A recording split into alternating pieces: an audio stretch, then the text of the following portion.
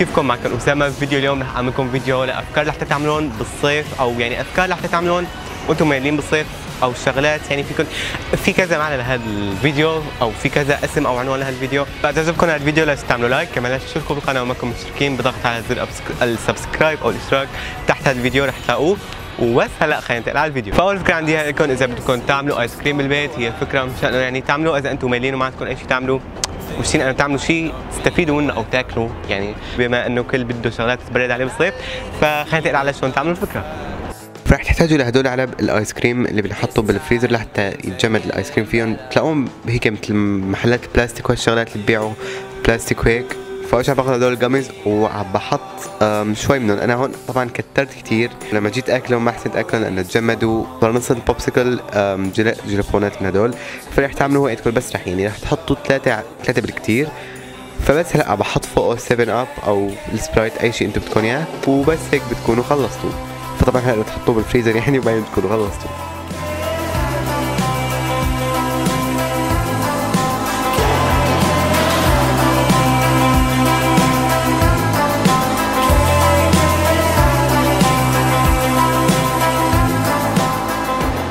الفكرة الثانية عندي اياها هي شلون بدكم تعملوا هدول الفقاعات اللي ممكن ما تلاقون بأي مكان، يعني ما رح تلاقون بالمتاجر، لأنه بعمل محل ببيع معدات لحتى تعملوا فقاعات بهذا الكبر.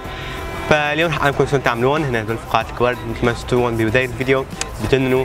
فيكم تعملوهم مشان تاخذوا صور، او فيكم تعملون مشان تستمتعوا مع حالكم او مع اخوانكم او مع رفقاتكم، اي شيء. خلينا هلا ننتقل على شلون بدكم تعملوها. فاول شيء رح تعملوه انكم رح تاخذوا طبق ورح تعبوه مي. فيكم تجيبوا طبق اكبر طبق عندكم، فرح تعبوه مي، وبعدين رح تحطوا مثل نص كاسه اللي هو الصابون تبع اللي بيستخدموه لغسل المواعين. بعدين رح تحطوه تخلطوه، وبعدين رح تاخذوا جليسرين تجيبوه من الصيدليات. اسالوا عن شيء اسمه جليسرين، هو مثل شو لكم مثل مي شفافه بس انه تكون ثقيله شوي. رح تحطوا منها يعني تقريبا معلقه كبيره بهذا المخلوط. اظن على ما اعتقد كل ما تكتروا رح يعني الفقاعات رح يتموا معكم لوقت اطول، يعني رح يطلعوا ما رح ينفعوا بسرعه. فرح تحطوهم مع بعضهم تخلطوهم. هلا رح نعمل الشغله اللي رح تعملوا فيها الفقاعات. فرح تاخذوا شرمونه او اللي هن الشفاطات، ورح تدخلوا فيها صوف او اي نوع من الحبل عندكم اياه.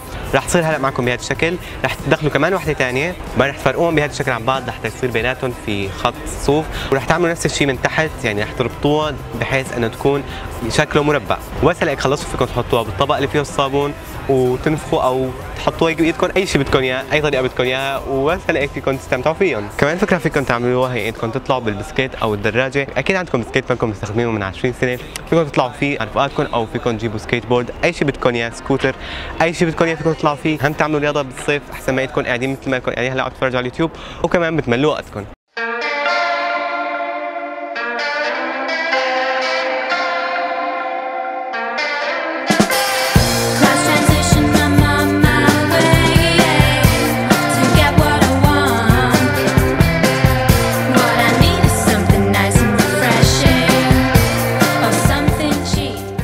اذا بدكم فكره تعملوها وانتم قاعدين بالبيت، يعني ما ضروري تطلعوا لبرا حتى تعملوها، هو هذا الديكور فيكم تعلقوه بالجنينه او مثلا بالبلكونه باي مكان بدكم اياه.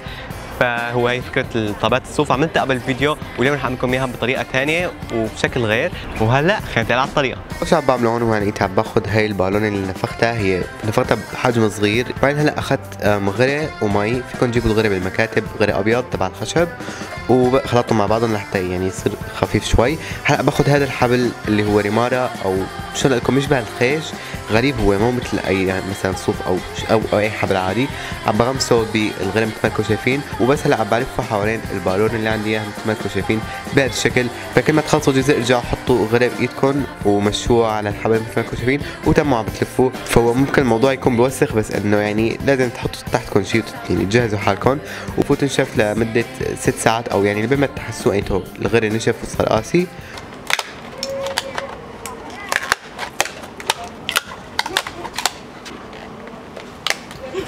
هلا ايش هاي معك ميني؟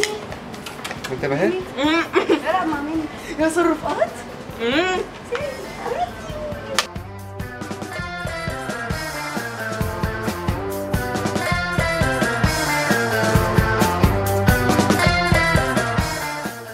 وكمان اخر فكره فيكم تعملوها هي انكم تروحوا تستكشفوا المدينه مع رفقاتكم.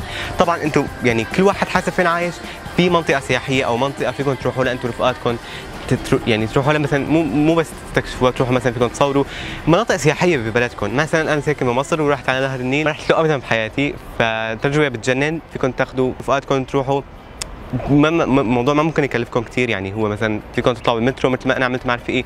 كمان صورت لكم فلوج يوم رحت على نهر النيل، رح احط لكم اياه فوق بالكارد.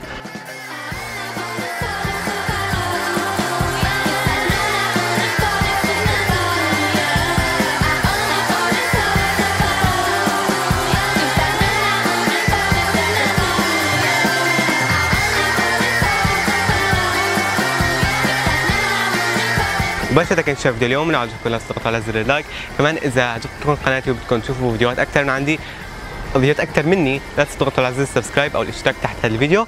وبس لا تنسوا تعملوا فولو على الانستغرام، رح يكون هلا على الشاشه مشان يوصلكم اخبار فيديوهاتي. اشوفكم الفيديو الجاي ومع السلامه.